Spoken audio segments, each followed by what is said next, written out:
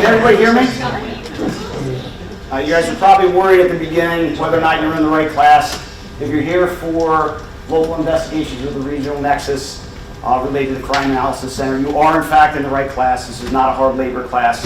Hopefully we can teach you guys a few things, remind you of a couple points you might already know, but at the end of the day, we hope that you learn a little bit of something and leave here with more than you came with. Right? So I'll start by introducing myself. My name is Todd Weiss. I'm the director of the Capital Region Crime Analysis Center. I've been here since December of last year.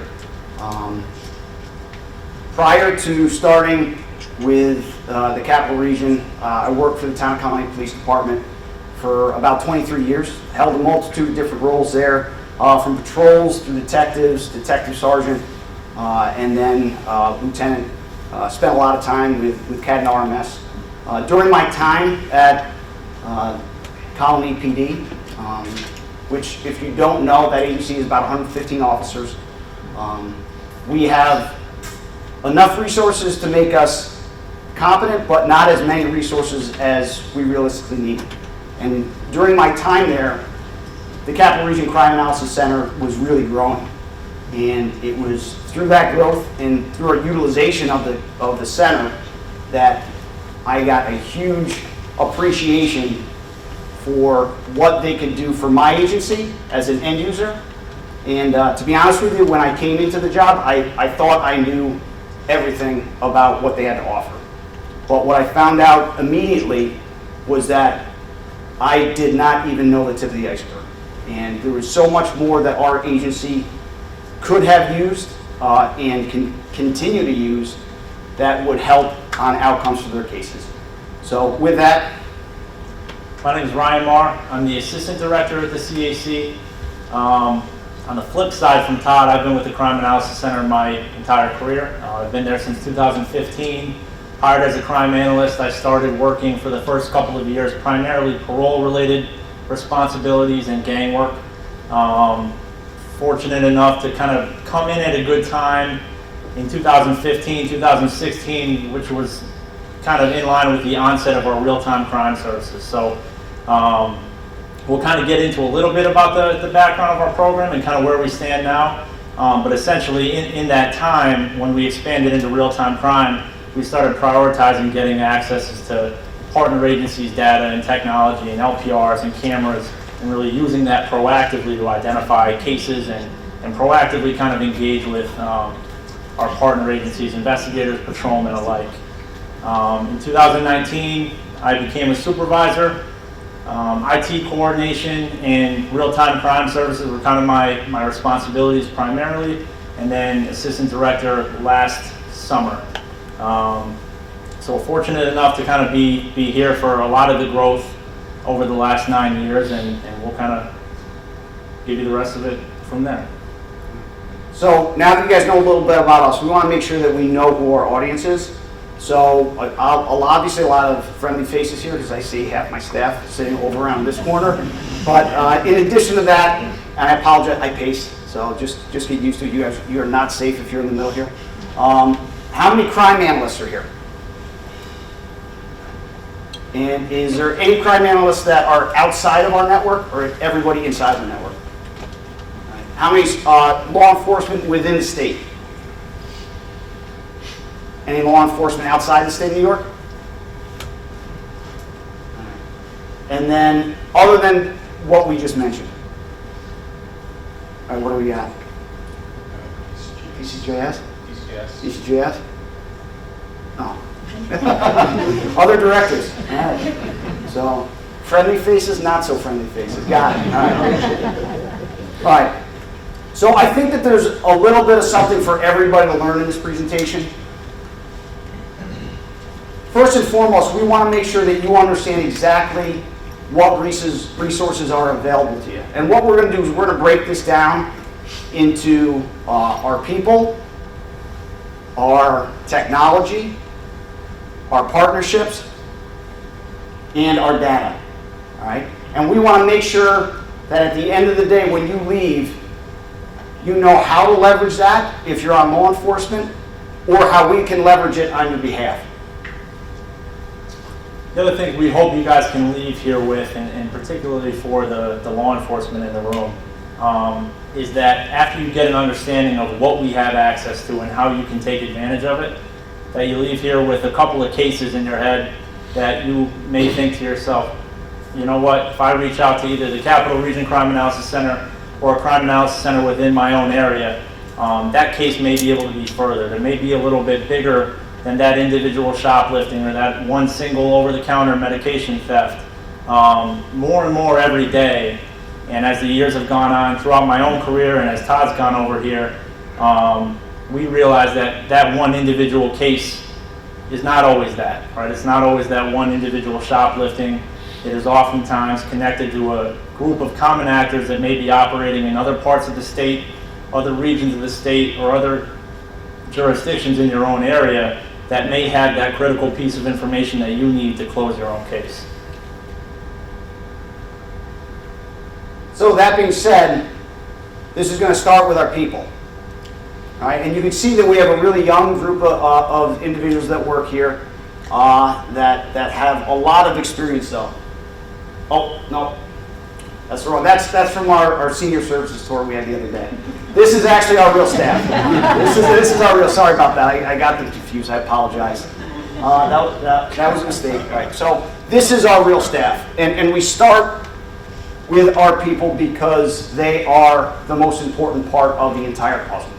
Without them, nothing can happen. They are the backbone and the brains of our entire operation. They are the ones that leverage every piece of technology, every piece of data, and coordinate with our partners. And if it was not for them, none of this would be possible. So we very much appreciate their efforts, specifically in the Capital Region. Thank you very much. Although we are narrating this story, it is their story completely. It's their work that we're going to be talking about. And it's one of the reasons that this network is as successful as it is. So who makes up our team? In addition to our analysts through the Finn Institute and through HIDA, we've got representatives from the Albany Police Department, both sworn and civilian. We've got members of the Albany County Sheriff's Department, Albany County Probation. We've got the State Police. We've got Schenectady PD. We've got representatives from the ATF, FBI, DOCS, and National Guard Counter-Drug. And collectively, our goal is to make sure that we can drive down Part 1 crimes and assist the agencies that we partner with. We want to make sure that we can help you solve your crimes together, and we do that collectively. Number 2, the data. Why do I have this slide up here? Anybody? Because they're in silos. Silos. And what is so unique about silos? All separated, nothing shared. It's not being shared. All right? And there's different size silos, right? There's smaller silos for maybe smaller agencies that maybe not have as much information as others. There's larger silos that have a bunch of incident data, bunch of arrest data, bunch of people data. But because they're in each individual silos, the other agencies can't see that. And that's traditionally how law enforcement has always been, is that the data has been siloed so that there's not that awareness that that golden grain that might be in that smallest silo right there is the one that puts together the case for the biggest agency that's out there. It's a big deal. And there was people, long before I got here, that recognized that this problem was a hindrance to solving crimes across the entire region. All right? And you might have seen a video when you walked in and scratching your head. It's actually a video, John, I think I found it in your desk. So I think it was you and Ron Rockwood just trying to do exactly this. Knock down the silo. That's what we're trying to do here. And that's what the network has been doing for the last 14 years.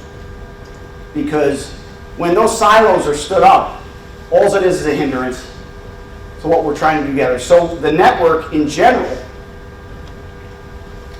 has now grown to where we have, and these numbers are wrong, they're corrected, updated. We have about 350 partner agencies with about 450 law enforcement data servers, and now it's about 40 billion, that's a B, not an M, B, billion points of data. That is a ton of data that's out there. And what type of data is that?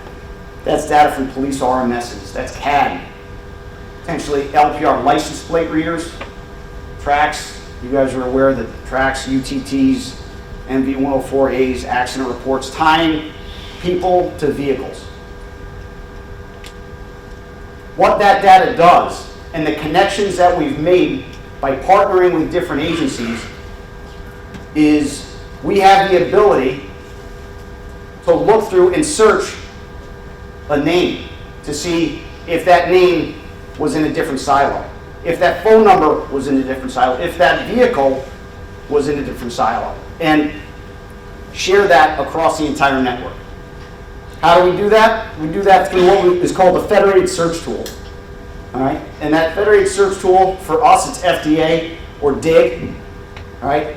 Internally, we call it the COPS Google. And it's exactly what you would think it would be if you think of Google. You can type in a name, a phone number, and you can point that to search towards any one of those servers. Right? And that's not just servers in the capital region.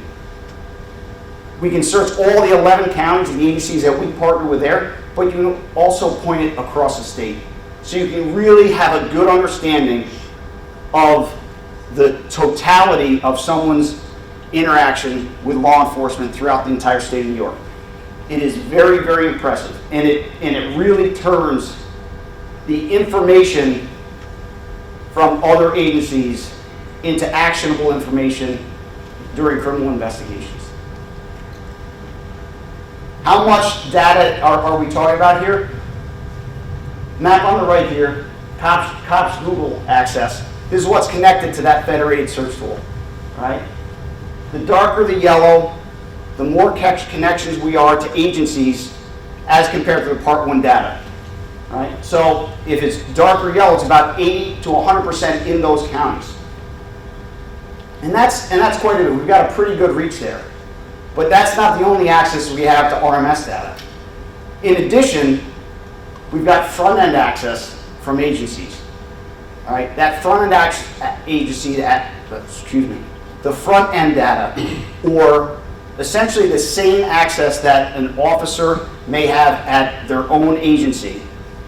When we are provided with that, we can not only look and search on the back end for the people and the license, but we can look at the incident reports, at the arrest reports.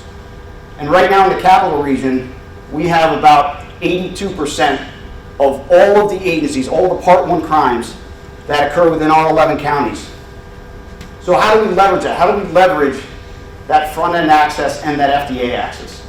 Well, the way that we leverage it, and we've turned it into, is proactively canvassing reports on a daily basis, right? So we assign our staff every single morning to go through the incident reports and arrest reports from each of the agencies that they're assigned to, so that they can have a good awareness of what's going on there, share that information back to us, and we can push that back out to our partner agencies. Now, in the capital region, we've got over 60 different partner agencies, again spread out through about 11 different counties. All right? These partner agencies are sharing not only their RMS data and their CAD data, but they're also sharing their technologies with us. And at the end of the day, they're also our eyes and ears, all right? And what do I mean by that, all right? Because we may be able to see their reports on the front end, and that gives us the idea that, hey, this incident might have a similar MO, it might be related, we can reach out to it, or we can reach out and talk to it. But the way that they engage with us, by asking for a request to ID an individual or a vehicle, that clues us in to exactly what that person looked like who is committing that crime, exactly what that vehicle is that we're investigating. And then we can start piecing together those crimes between different jurisdictions. So we are a lot more than just pushing out bulletins, all right? And I've even heard that in different sessions today, or today and over the past few days, is that it's taken a little bit of time for agencies to understand that a crime analysis center is more than just, hey, can you help us ID this person? And then push that information out to our partner agencies. Now that push is important, don't get me wrong, it absolutely is. In our center, we reach about 2,000 different officers. So when an agency asks us to help identify someone, we've got 2,000 different eyes and ears that can say, yeah, I recognize that person from a traffic stop that I had. The person you're trying to ID is this or that, all right? It's a lot more than a bulletin because of the technology that we have access to. And Ryan's going to talk a little bit about that technology and how we're utilizing it. So we talked about the data, talked about the people and our partners. At the end of the day, the fourth tenet that we really take advantage of to make an impact on our cases in the area is the technology. And some of that technology is turned on to us by OCASP and DCJS, like facial recognition, and our partners like parole and probation when it comes to ankle monitor data and using that over cases. And some of it is turned on to us from our partner agencies. Specifically, and I'm going to kind of breeze through it because of our audience in the room, but when we talk about the LPRs and the city cameras, having access to more than one jurisdiction's resources in one place, you become a benefit for every agency that you're then partnered with. And we're never going to be the authority on Troy PD's own city cameras for a Troy PD case, right? Troy PD is going to know how to canvass their own cameras and know exactly what camera to jump to when they're investigating their own incident. But as soon as that car from the home invasion that they're watching on camera goes over the 112th Street Bridge into Cohoes, they got to make a secondary phone call to Cohoes Police Department, and they got to fire up on their cameras and watch that. Us having that all in one place, LPR or city camera, kind of changes that game, and we make that investigation a little bit more efficient, save them a little bit more time, and we can develop leads kind of right away for them that might make their case a little bit more timely, keep their officers a little safer. They'll be better informed when they show up to a vehicle stop or to a house. We can just fill in the pieces of that puzzle for them by having everybody's access here. And our partner agencies share those pieces of technology with us because they understand that benefit. To give you an idea, in the capital region, we have about 19 different LPR systems that we're canvassing when we're trying to find a vehicle. Either trying to find it, you're out looking for somebody with a warrant, and we're canvassing the different Axon fleet readers in our area, or if you're trying to identify patterns of movement for a narcotics case and you want to know when that car is bringing supply back up from the city, us understanding where those resources are in our area and throughout the state, hosted by other crime analysis centers or our partner agencies, gives our value add to those agencies. Same thing with the city cameras. So traditionally, where a cross-jurisdictional case may have been a challenge for an individual police department, not knowing what's going on beyond their own borders or not having access to technology that could put together the rest of that puzzle for them, for us, that's exactly where we can fit in, right? So a little snapshot of the capital region. This is kind of what our coverage looks like. You're looking at about 10, 11 counties worth of area here. That's a lot more than just one jurisdiction. Of the 60 different data sharing partners in our agencies, that's about 200 plus stationary LPR sites, probably another 1,000, 1,200 city cameras that we have access to. Understanding as an analyst how to leverage all of that for each individual case is a benefit to the big agencies that know their own jurisdictions really well, to the small agencies who are 6-person part-time departments that might not have any resources to speak of. Everybody kind of gets this benefit through your crime analysis center.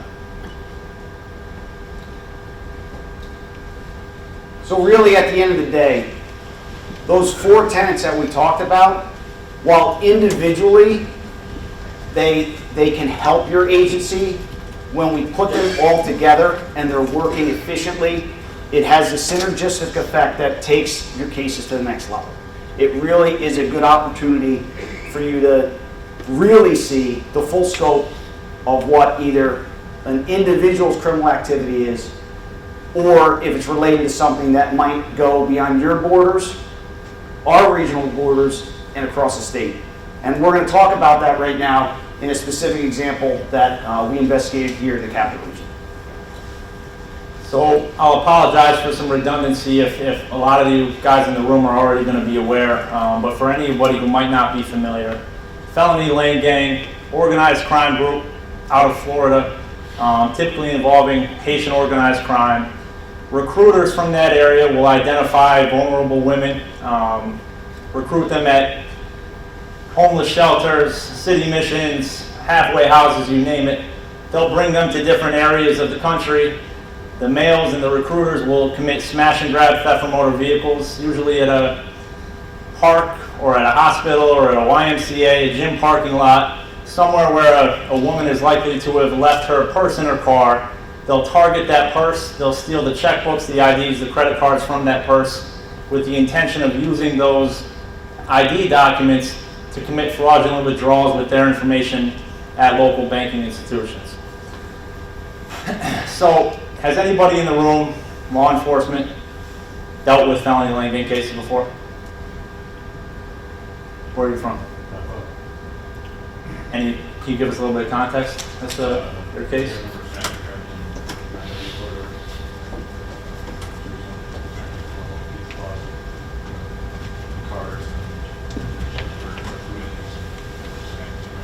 Okay. Able to make any identifications or arrests on that? With my case, I think we Shouldn't have asked you. Anybody else in the room not from the Capital Region? All right, fair enough. The issue with cases like this and all kinds of transient crime is that these guys will hit, not much will be known about them locally, and then they're gone, right? So, as a local individual police department that might not have a lot of their own resources, or a bigger department that has plenty of resources, how are you able to identify, A, that that's a transient case that you need to act on very quickly, even though it's just a property crime, financial crime? And B, how are you supposed to have an awareness that that same actor or group of actors may be operating all over the place? And how do you get in touch with those agencies? Ideally, that's where your crime analysis centers can come in. So, the case we're going to go over earlier this year, over the course of about a month, between the Capital Region, the Central New York region, covered by our Central New York CAC, and the Mohawk Valley, covered by our Mohawk Valley CAC, there were about 19 or 20 different linked events of either smash and grab theft from motor vehicles or fraudulent withdrawals at banking institutions, utilizing the identification documents stolen from those same thefts.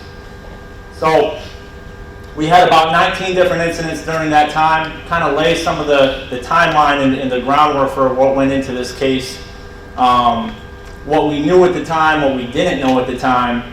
And as I have these three bulletins up here, the one on the left is from the Capital Region, kind of a precipitating event that happened in the beginning of February. We were clued in by East Greenbush PD, one of our local partners, that there was an attempted smash and grab at a YMCA parking lot.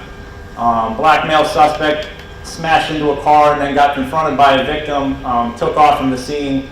We had a car identified by the police department, actually by the witnesses on scene. One thing we can do as a CAC is get that information out to all of those 2,000 eyes and ears like Todd had mentioned. So we'll blast out an officer awareness on that and kind of wait for additional events to happen in our area. We didn't see any happen in the Capital Region for the next couple of weeks. Thought that maybe it was a one and done. Thought it was a little bit weird because usually these things will kind of happen in a rash or in a bunch, right? Unbeknownst to us at the time, the Mohawk Valley CAC had several similar style incidents in their own area. Black Ford Explorer pictured on their attempt to ID bulletin here. They put it out to their own local group, their own set of 2,000 local cops and law enforcement members. And then a few days later, on the 22nd, the Central New York CAC put out an ID bulletin with that same Ford Explorer and a female that was operating it at a drive-through ATM, trying to make a fraudulent withdrawal using victim information stolen from a similar smash and grab style theft. Now, our own limitation at the time was that we did not have as much of a reverence as we do now for the information being put out by our own partner CACs in different areas of the state, right? So as we were waiting for similar events to happen in our own area, we were blind to the fact that they were happening within our own network, being worked on by our own CAC partners. So keep these bulletins in mind and that vehicle in mind as we go forward. Flash forward a couple of weeks from our February 7th event in the Capital Region, we have an additional smash and grab successful up in Saratoga County. Checks and IDs were immediately used at a bank in the local area, as well as a couple of other additional fraudulent withdrawals. Here's the female suspect from those incidents. As soon as we see these and kind of get clued into them, we're like, okay, we must have missed something, or the group is back in our area. A couple of days later, on the 26th, we have a separate fraudulent withdrawal at a bank in the Capital Region. And what do we notice about the car on the bottom? Same car from the Mohawk Valley Bulletin and the Central New York Bulletin. This female here is not the same suspect that we just saw walk into the bank in Colony on the 23rd.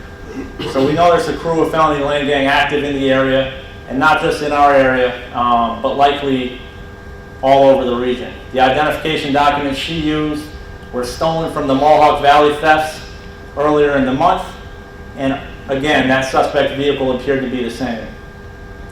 So fortunately here, even though we were not necessarily talking amongst the CACs, the banks were kind of talking to each other, and later that day, after the banks had communicated in their own security groups that, hey, this vehicle is active and potential felony land gang activity, be on the lookout for it. Sure enough, the car shows up again at a Pioneer Bank location in North Greenbush. Bank notifies North Greenbush PD, who respond very quickly. They take two females into custody at the bank, find them in possession of checkbooks stolen from Rome, New York, out in the area of those initial Mohawk Valley incidents, IDs and credit cards stolen from the same, and of course, in possession of a bunch of wigs, glasses that the females use as disguises to match as best they can the victims on their IDs.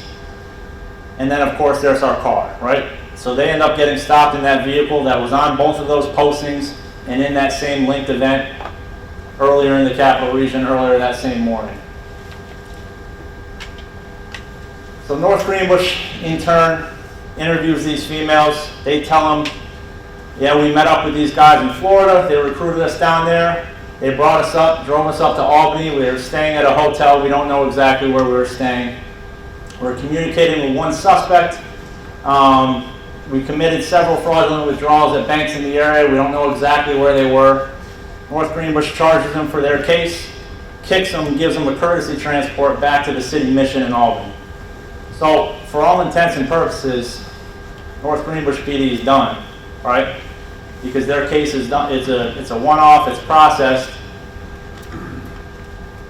They do admit, or they do tell North Greenbush and give them some insight that there were two rental vehicles traveling in tandem with the car they were stopped in. North Greenbush PD does coordinate with the state police on this case. State police does some homework on the local LPRs. They identify this top car floating around on some flock LPRs immediately before and after our suspect vehicle is. So we coordinate as much as we can with North Greenbush PD. We put together an officer awareness bulletin on the females that were arrested with the vehicle, send it out to our other CAC partners, where they start to tell us, hey, we're working that same car back on the 17th and the 22nd. Here's what we got. We push this around and we say, what else can we do, right? So I don't think she's here. I was going to give a shout out to Jordan Kittle, one of our analysts, thinking, what else can I do? How can I help further this case with another agency's resources? So we know that they got a courtesy transport back to the city mission in Albany. We asked North Greenbush, okay, what time did you drop her off? We have a camera that kind of looks down in that direction. They get some shots of this cab as she continues to watch the camera. They get the shots of this cab approaching the city mission here in Albany. And you can see, you really can't see from where you guys are sitting, but you can see two females walk into the cab. We proceed to wait till that cab goes through an area where we know we have a stationary LPR site. We identify the taxi, relay that information to North Greenbush PD, who calls the cab company, finds out where that cab dropped off those girls, right? Where are they going back to? Cab company tells them that they dropped them off at a hotel, I think the Schenectady Inn up on Knott Terrace. So the following day, North Greenbush PD and the state police send a surveillance unit up there. State police, pretty much as soon as they show up to the hotel, they observe two cars, one being the rental vehicle that was previously identified as following the suspect vehicle that the two were arrested in. And they observe a couple of males loading a bunch of property into those vehicles. They wait for them to pull out of the parking lot. They effect a traffic stop on one of them. Sorry about that. And they get a couple of guys and girls in the car here. So, interesting to note, this female was in our Ford Explorer during the fraudulent withdrawal on the morning of the 26th before the other two women were arrested by North Greenbush. This was one of the arrestees later in that day by North Greenbush PD, and these two guys up here were previously unknown. This is a male with kind of a Haitian name, fitting what we believe to know about the felony land gang crew. Georgia ID, he was not in the vehicle. Unfortunately, they did not stop the other vehicle. These guys were identified and kicked. So no arrests are made there, but what we have is a bunch of information on a crew that, based on our coordination with law enforcement agencies in our own area and our crime analysis centers across the region, this same crew was tied to these 19 different events throughout the capital region, right? We check out the LPR activity on the cars that we know to be involved now. They left the area, but over the next week we have a couple of more incidents of fraudulent withdrawals in the capital region. Here's the surveillance of one of the females from one of those subsequent capital region incidents, and it matches the female from the initial February 22nd ID bulletin put out by Central New York CAC. You can see this pockmark on her forehead, which kind of gives her away. She was later identified by Manlius Police Department out there. The important part is that all of this information is now being coordinated amongst all of the crime analysis centers involved and all of the law enforcement investigators within each agency that have cases, at least reported cases that we've identified as potentially linked to this same crew. So this traditionally very transient, difficult to track around population that many of our law enforcement partners have cases on or are generally aware of, but rarely do they make IDs or arrests on them. Out of the 9 different actors that we believe to have been involved in that crew, 7 of them are at least identified and known to the law enforcement and the CACs that were involved in this now. So we had the 19 linked incidents between the 3 different CACs area of responsibility. Here's a generic map kind of showing the scope of all that activity. Here's all of our unidentified females at the time. 6 of those recruited females, 1 here and 1 here that were arrested by North Greenbush. And through all of this coordination, all of them get identified with the exception of this female down here, as well as 3 who we believe to be recruiters. So, though you didn't get a ton of charges in incarceration on these guys, which ultimately is a lot of the end goal, you have known IDs, you have information built up on them that you probably wouldn't have had otherwise without coordination between the different CACs. And that's something that the CACs now are very well positioned to do. And this whole month's worth of cases is something that we in the capital region specifically learned a lot from. One of the things we learned is that you need to be able to identify the characteristics of these precipitating events. We do. So we prioritize now that daily report canvassing.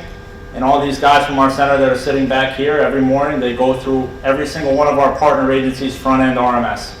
And they're responsible for telling their supervisors, what did North Greenbush PD have last night? What burglaries did they take last night and over the weekend? And what did Colony have last night that could potentially be related to something else? Or that they could pick up the phone and call one of those guys from that agency and say, hey, I saw you had this. We took a look in our LPRs. We came up with this car for you. There you go. The need to jump on that stuff quickly, especially for this transient type of activity, became pretty apparent to us. One of the other things we learned was the benefits of involving the banking institutions, right? North Greenbush stopped that car in large part because the banks were communicating quickly to get that at least between themselves, to say, hey, be on the lookout for this vehicle. If law enforcement and the crime analysis centers can be a part of that conversation, that can only be more beneficial, right? So something we started doing in the capital region is, as we see these smash and grab theft from motor vehicles happen in real time, we set up an email notification process to these bank security groups, which cover several different banks in our area. And with the permission of that law enforcement agency responding to the theft, we get the victim information that had her property stolen, her checkbooks and IDs and credit cards stolen, and we send that base incident information with that victim name and DOB and identifying info over to the banks. The banks can then flag her accounts, and if an attempted withdrawal happens, they can kind of be all over that and be able to communicate that to law enforcement right away. So we started that up kind of directly after this.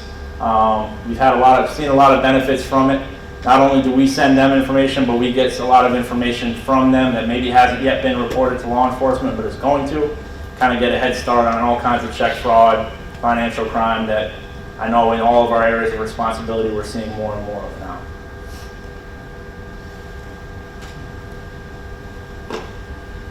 Finally, what we're seeing, I'm back on you, is really the prevalence of this type of activity that's not just cross-jurisdictional within a CAC's area of responsibility, but also across the entire state and beyond. So we knew that we needed to do a better job of taking advantage of our own awareness that each of the centers have in their jurisdictions, and we need to improve our communication between the network. We had already had an existing distribution list where we could share bulletins, but we started leveraging that even further. And out of this, we ended up developing the Intel sharing meeting. Back in May of this year, we had our inaugural meeting. This meeting is attended virtually by representatives of each of the 11 centers. So you'll have a lead analyst, maybe additional analysts online, as well as representatives from the state police and now NYSEC as well.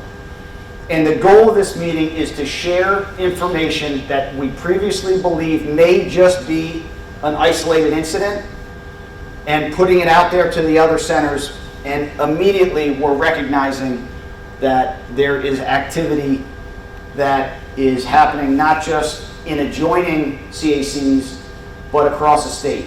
So whether it's in Buffalo down to Suffolk, or as close as the capital region and the Mohawk Valley, we're seeing connections every single meeting on activity. And we've had some successes right away. The first meeting we featured identity theft incidents that were taking place at financial institutions that we became aware of because of our increased utilization of of those distribution lists. You've got Central New York, who put an attempt to ID out on this gentleman. Capital Region had a bunch of different passport-related frauds that we came up with a potential ID on. Recognized that Monroe had the same suspect in another event, and Erie was already working on previous passport cases and had a federal partner that was willing to partner with it. So out of this, we were able to put together the full activity of an individual that spanned the entire state, sharing the intelligence, but also sharing the resources and best practices that each center has, which means that that can be leveraged for our partner agencies. As part of our report canvassing, Travis Shattrell, who's our state police investigator, recognized an incident in Columbia County where this gentleman was arrested for a similar incident. And because we had already coordinated all that activity, we were able to quickly bring all those agencies together that had those events, all the centers together, and make sure that we maximized the amount of charges that that gentleman could and should be facing. One more quick one. Again, that just highlights kind of this program and the importance of that information sharing in this transient crime, especially when it comes to that kind of activity. So back in March, we were getting crushed in the capital region by skimming devices. In one of those incidents, Rotterdam up in Schenectady County recovers a skimming device that's placed on a card reader at a Market 32, a Price Chopper location. They send us video of 2 of those suspects. We use I'm sure some of the others in this room are utilizing it as well, South American theft group distributions to try to get some of those people identified. A lot of these skimming cases end up tying back to those Romanian organized crime groups or South American groups. So we send those photos out. We get one of those 2 initial suspects identified, tentatively identified through that. The other one remains unidentified. Flash forward to May of that same year, Colony PD has a pickpocketing case of an elderly victim at I think it was a Hannaford or some grocery store. 2 suspects involved in that one. We send that out across our newly founded Crime Analysis Center listserv to see if anybody else has similar incidents involving those same suspects. Sure enough, our Hudson Valley CAC gets back to us with a better photo of one of our guys. He ultimately gets identified tentatively through that same information network. Flash forward then to the next month in June, Nassau County makes an arrest on 2 individuals on a skimming incident in progress. One of the individuals is the guy who was already identified in these 2 incidents doing these pickpocketing thefts, and the other individual that he was with doing the skimming activity was the unidentified subject from our March incident up in Rotterdam. So there you have 2 different types of transient crime involving 2 separate crews operating in 3 different areas of the state, 3 months apart. It highlights the need for this type of information sharing and how all of this can be such a huge benefit to that individual police department, Rotterdam, who now has an identification on that guy from a skimming incident back in March. So at the end of the day, what are we doing?